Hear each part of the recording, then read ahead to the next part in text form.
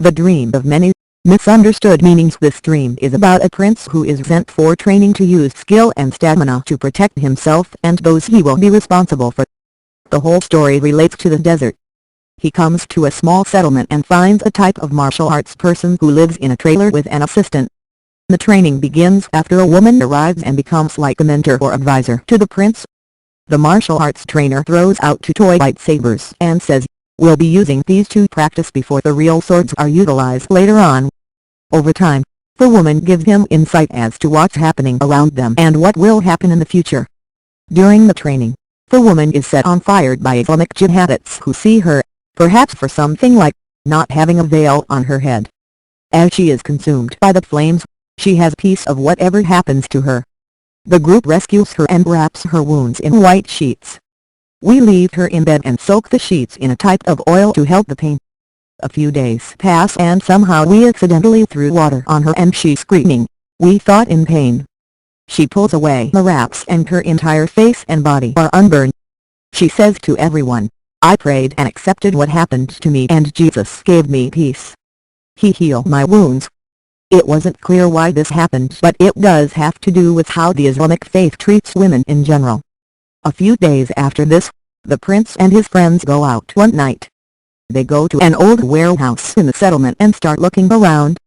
There's a glass wall at the end of the building and a fence around the center of the building, where things could be placed and locked out. They hear the dog running up to the glass and before you can think the dog runs out into the warehouse. 2 and 3 more dogs come. All the people in this group are concerned these dogs will kill them. After a while, these dogs got tired and lied down and slept. The group then began walking away carefully out of the warehouse and walked out into the desert. Each step was dangerous because of the possibility these dogs would wake up. As I looked at them in the distance, I began to realize these weren't dogs on the ground at all, but were actually young lions based on their size and musculature. They didn't have manes, so that's why I believe they were young lions.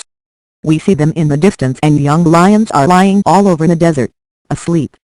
Over time, the group finds a cave where other people are and the assumption is that they are resistance fighters of the ongoing Islamic hatred towards Christians. They go inside the cave for the leader, who comes out to see the prince, and that's when I woke up.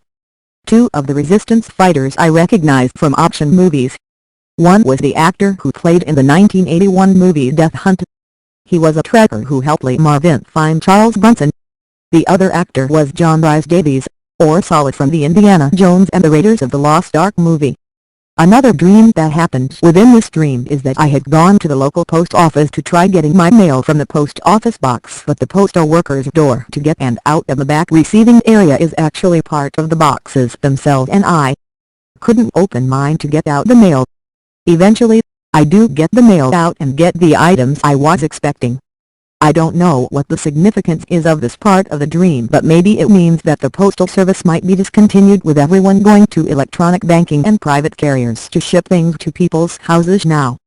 Possible meanings. 1. The prince himself is symbolic to Jesus is coming again to defend the church, Christians, and to fight the Antichrist.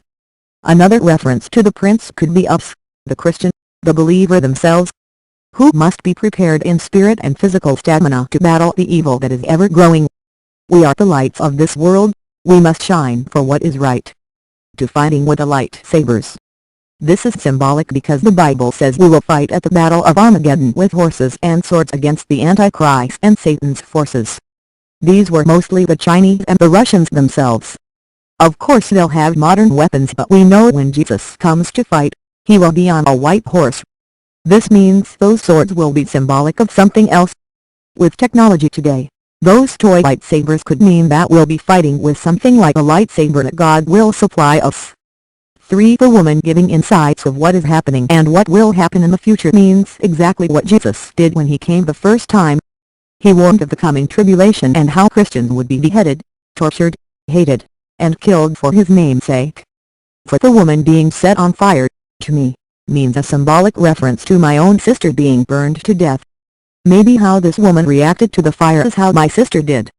She accepted it and had peace when she died in the explosion. Perhaps it also means we all will be tried by fire, as the Bible says, to test our faith with the ever closer event that is about to happen. The Antichrist's arrival and the persecution of the Christians is ever looming up. When will people wake up? It isn't clear if the rapture will happen before the Antichrist arrives or during the tribulation itself. That lasts 7 years. 5. The white wraps on the woman is symbolic to Jesus' death on the cross. Her healed wounds. Jesus conquered death and is not in the grave anymore, but in heaven.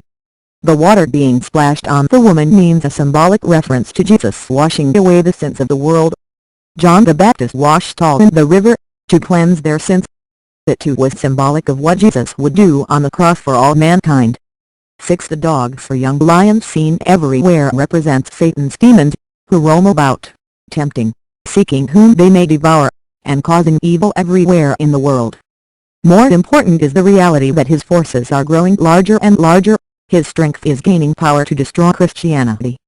Everyone in the world hates Christians now, if you notice. 7. Resistance fighters. Those who are left after the rapture who will fight to spread the gospel to those who are still left on earth during the tribulation.